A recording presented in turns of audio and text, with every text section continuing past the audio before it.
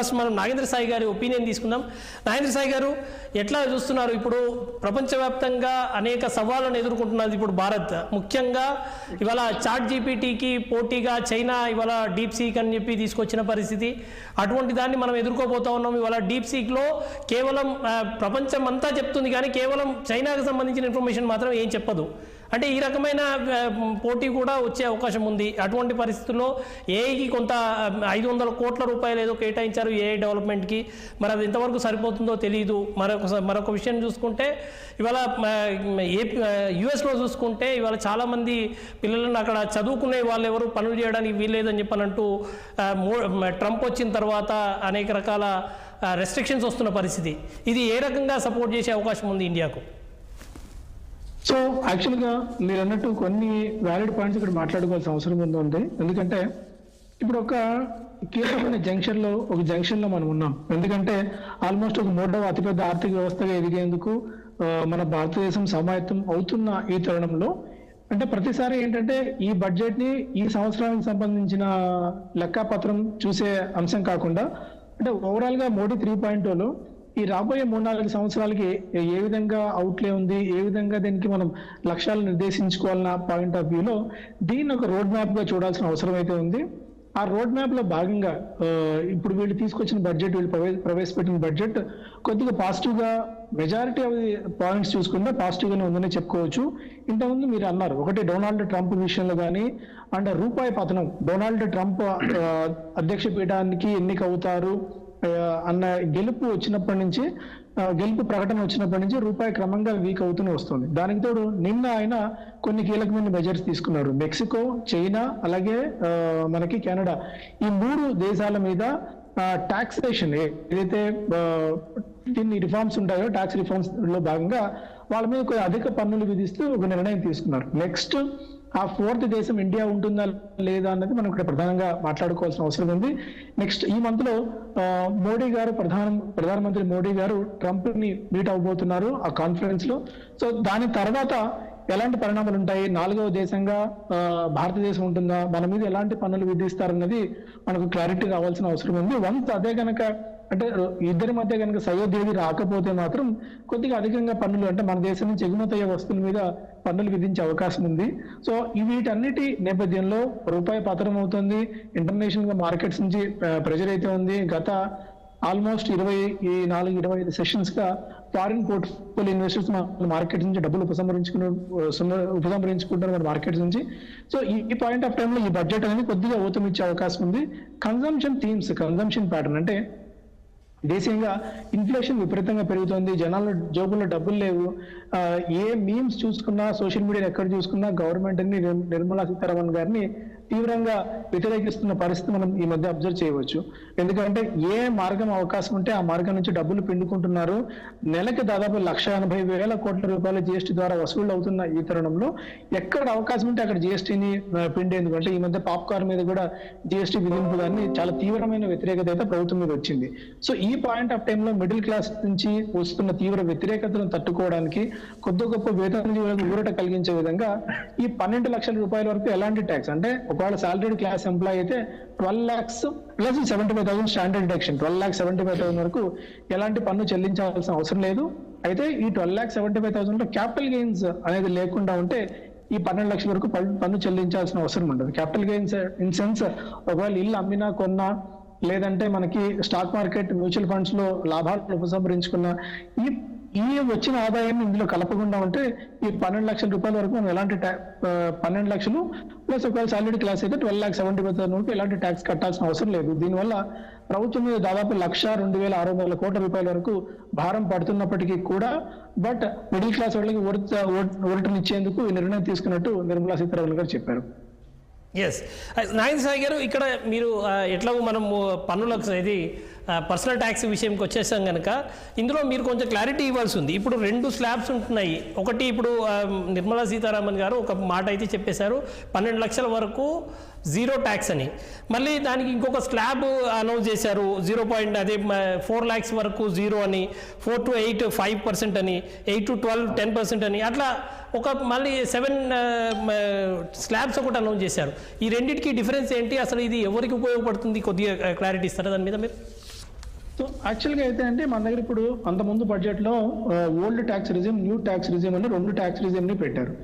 Old tax రిజిమ్లో ఏంటంటే మన దగ్గర ఉన్న సెక్షన్ 80C కానీ, సెక్షన్ 80D కానీ, సెక్షన్ 80G కానీ, HRA కానీ రకరకాల క్లెయిమ్స్ మనకు పొందేందుకు అవకాశం ఉండేది మన దగ్గర.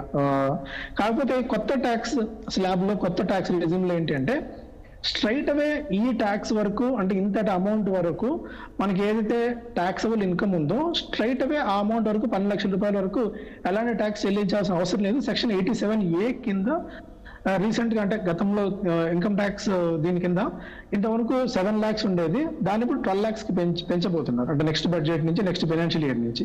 సో మరి అటువంటిప్పుడు ఈ పాత ట్యాక్స్ స్లాబ్స్ ఎందుకు వస్తాయంటే ఎవరైతే ట్యాక్స్ ఓల్డ్ ట్యాక్స్ రిజిమ్ లో స్టిల్ ఉన్నారో వాళ్ళకి ఇది వర్తిస్తుంది. కొత్త ట్యాక్స్ స్లాబ్ లో ఉన్న వాళ్ళకి 12 లక్షల రూపాయల వరకు ఎలాంటి ఇది లేదు. 12 లక్షల ₹1 నుంచి ఇన్కమ్ 12 lakhs ₹1 అయినా సరే, సో దాని ఇంపాక్ట్ 15% స్ట్రైట్ అవే ట్యాక్స్ కట్టాల్సిన అవసరం అయితే ఉంటుంది. అయితే కొత్త ట్యాక్స్ స్లాబ్ లో ఉన్న వాళ్ళు ఎలాంటి రిబేట్స్ కానీ పొందేందుకు అవకాశం అయితే లేదు. సో ప్రభుత్వ ఉద్దేశం ఏంటంటే మెల్లిమెల్లిగా ఆ ఓల్డ్ ట్యాక్స్ రెజిమ్ ని పూర్తిగా ఫేజ్ అవుట్ చేసేసి, ఇక నాకు తెలిసి మేబీ 1 or 2 years లో అసలు ఓల్డ్ ట్యాక్స్ రెజిమ్ అనేది ఉండదు, పూర్తిగా కొత్త ట్యాక్స్ రెజిమ్ మాత్రమే ఉంటుంది. ఎందుకంటే ఇప్పుడు HRA క్లెయిమ్ పెట్టుకుంటారు, నిజంగా HRA క్లెయిమ్ అది వాటి సెల్ఫ్ ప్రాపర్టీ అయినా సరే కొంతమంది వాళ్ళ పేరెంట్స్ నుంచో వాళ్ళ బంధువుల నుంచో రిసీట్ సబ్మిట్ చేస్తుంటారు. అండ్ ఇంకొకటి సెక్షన్ 80C కింద కొన్ని సబ్మిట్ చేస్తుంటారు, సెక్షన్ 80D కింద ఇలా ఈ ఫార్మ్స్ సబ్మిషన్ చేయడము, ప్లస్ వీటన్నిటికీ ఎక్కడెక్కడ లూప్ హోల్స్ ఉన్నాయి ఆ లూప్ హోల్స్ అన్నిటిని మన వాళ్ళు వెతుక్కొని ఇన్కమ్ ట్యాక్స్ రిటర్న్ సబ్మిట్ చేస్తున్నప్పుడు ఆ క్లమ్జీనెస్ నేచర్ ఏదైతే ఉందో ఆ క్లమ్జీనెస్ నేచర్ని పూర్తిగా తగ్గించేసి సింగిల్ అంటే ఇన్కమ్ ట్యాక్స్ ఫామ్ సబ్మిట్ చేయాలి అంటే ఆ ఇన్కమ్ ట్యాక్స్ ఫామ్ ఈజీగా సబ్మిట్ చేసే విధంగా ఏ CA కానీ లేకుంటే ఏ ట్యాక్స్ సంబంధించిన ఎక్స్పర్ట్ అవసరం లేకుండా సులువుగా ఆ ట్యాక్స్ రిటర్న్ సబ్మిట్ చేసే విధంగా ప్రభుత్వం ఈ ట్యాక్స్ సింప్లిఫికేషన్ స్ట్రక్చర్ ని తీసుకొస్తుంది. ఇంకొక విషయం ఏంటి అంటే మీరు చూస్తే లాస్ట్ 1 or 2 years నుంచి ఒకవేళ మనం ఇన్కమ్ ట్యాక్స్ కట్టాలనుకున్నప్పుడు లేకుంటే సెక్షన్ ఫామ్ 26AS మనం వెబ్సైట్ నుంచి డౌన్లోడ్ చేసుకున్నప్పుడు ఆటోమేటిక్గా ట్యాక్స్ స్లాబ్స్ వచ్చేస్తున్నాయి. అంటే ఆటోమేటిక్గా మన ఇన్కమ్ ఎంత, ఎక్కడెక్కడ హై వాల్యూ ట్రాన్సాక్షన్స్ చేశాము, మనం స్టాక్ మార్కెట్ నుంచి ఎంత ప్రాఫిట్ వచ్చింది, క్యాపిటల్ గెయిన్ ట్యాక్స్ ఎంత ఉంది, short term capital gains tax ఎంత, long term capital gains tax ఎంత, ఒకవేళ మనకు బ్యాంకులో కానీ ఫిక్స్డ్ డిపాజిట్ చేసింటే దాని నుంచి ఎంత డబ్బులు వచ్చాయి అంతా కూడా క్లారిటీగా మనం ఫిల్ చేయకుండా ఆటోమేటిక్గా గవర్నమెంటే ఫిల్ చేసి వచ్చిన డేటా వచ్చేస్తుంది. అంటే ఇప్పుడు వస్తున్న ఈ బిగ్ డేటా అనలిటిక్స్ కానీ ఇవన్నీ యాడ్ చేసుకుని ప్రభుత్వం 50 రోజులు ఏం చేస్తుందంటే ఇక మనం just income tax portal open చేయగానే మనం ఎంత సంపాదించాము, మన ట్యాక్స్ ఎంత ఉంది అనేది వాళ్ళే కంపైల్ చేసి ఇంత ట్యాక్స్ మీరు కట్టండి అనే స్థాయికి మనం రాబోతున్నాము. సో దానికోసం గ్రౌండ్ ప్రిపేర్ అవుతుందండి. ఓకే, అయితే ఇంకొక విషయం చెప్పండి సార్ నాగేంద్ర సాయి గారు. ఇక్కడ మామూలుగా అయితే పాత ఓల్డ్ సిస్టంలో, ఓల్డ్ ట్యాక్స్ సిస్టంలో నేను అంటే ఎవరైనా కానీ నాకు చాలామంది వచ్చినప్పుడు సార్ మీరు ఈ ఇన్వెస్ట్మెంట్ చేసుకోండి, ఈ LIC కట్టుకోండి, దానివల్ల మీకు ట్యాక్స్ ఎగ్జంప్షన్ వస్తుంది అని చెప్పేవారు. ఇప్పుడు ఈ డైరెక్ట్ ట్యాక్స్ ఇది ఇవ్వడం వల్ల, ఎగ్జంప్షన్స్ ఇవ్వడం వల్ల ఇక ఆ సిస్టమ్ పోతుంది. అంటే కామన్గా అంటే భారతీయుల మైండ్ సెట్టే అంతా ఏదో కొంత సేవ్ చేసుకోవాలి, రేపు ఫ్యూచర్ కోసం చేసుకోవాలి. అంటే ఈ దాని నుంచి తప్పించాలి అన్న ఆలోచన ఎందుకు వచ్చినట్టు అది? అంటే పోస్ట్ కోవిడ్ తర్వాత ఏంటంటే కన్జంప్షన్ ప్యాటర్న్స్ చాలా మారిపోయాయండి. అంటే ఒకప్పుడు ఏంటంటే మనది చాలా క్లోజ్డ్ ఎకానమీలో ఉండేది, డబ్బులు దాచుకోవాలన్న ఎకానమీలో నుంచి మెల్లగా స్పెండింగ్ ఎకానమీ వైపు మనం లాస్ట్ 4 years నుంచి చాలా స్ట్రాంగ్ గా, అంటే ఊహించిన దానికంటే ఎక్కువగా మనం స్పెండింగ్ వైపు వెళ్ళిపోతున్నాం. అంటే కొత్త కార్స్ చూసుకున్నా, కార్స్ డేటా చూసుకుంటున్నా, ఆర్ఎల్స్ మనకి ఏ డేటా చూసుకున్నా, ఈవెన్ BMWలు, బెంజ్ లాంటి సేల్స్ కూడా మన ఇండియాలో ఆల్మోస్ట్ 25 to 30% ఇయర్లీ గ్రోత్ ఉన్నాయి. MG లాంటి పెద్ద పెద్ద కార్లు అంటే SUVs కొనే వాళ్ళ సంఖ్య కూడా ఇప్పుడు దాదాపు 25 to 30% దాకా గ్రోత్ మనం చూస్తున్నాం. అంటే పూర్తి స్పెండింగ్ వైపు వెళ్ళిపోతున్నాం మనం. సో ఇవాళ స్టాక్ మార్కెట్ లో మనం ఈ రోజు ఈ ట్యాక్స్ స్లాబ్ లో చేంజెస్ వల్ల చూస్తున్నా కూడా, సో ఆటోమొబైల్ కార్స్ కానీ, FMCG స్టాక్స్ కానీ, ఆటోమొబైల్ స్టాక్స్ కానీ ఇవన్నీ కూడా బాగా పెరిగాయి. ఏంటంటే మనం ఇన్ని రోజులు ఆ క్లోజ్డ్ ఎకానమీ నుంచి డబ్బులు దాచుకోవాలన్న ఎకానమీలో నుంచి పూర్తి స్థాయికి డబ్బులు ఖర్చు పెట్టడమే ఏకైక ఉద్దేశంతో మనం మారిపోయాం. సో ప్రభుత్వం కూడా ఎందుకు ఈ విధంగా మారింది అంటే, సో ఇండియాలో ఏంటంటే మన దగ్గర డబ్బులు ఎంతవరకు దాచుకున్నామంటే మనం క్లోజ్డ్ ఎకానమీని ఉండిపోతాం.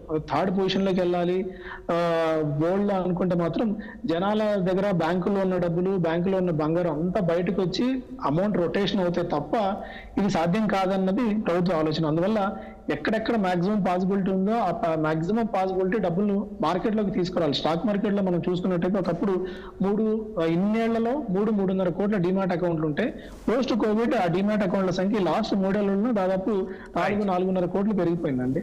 సో అంటే జనాలు పరోక్షంగా డబ్బులు స్టాక్ మార్కెట్లోకి, ఈక్విటీలోకి, వీటన్నిటి డబ్బులు వచ్చేస్తున్నాయి. సో రియల్ ఎస్టేట్ లోకే, గోల్డ్ లోకో కాకుండా ఈక్విటీలోకి, స్టాక్ మార్కెట్ లోకి డబ్బులు వస్తాయి. దానివల్ల కంపెనీస్ గ్రో అవుతాయి, ట్యాక్స్లు వస్తే ప్రభుత్వం ఓవరాల్ గా స్పెండింగ్ పెరుగుతుంది. సో ఇలా బ్యాక్ ఆఫ్ ది స్టోరీ వేరే ఉందండి, అంటే ఇలా చేయడానికి. Right. Thank you Nagendra Sai గారు. మీరు ముఖ్యంగా మీరంతా చాలా బిజీగా ఉన్నట్టున్నారు, ఆయన టైం ఇచ్చారు. Thank you very much.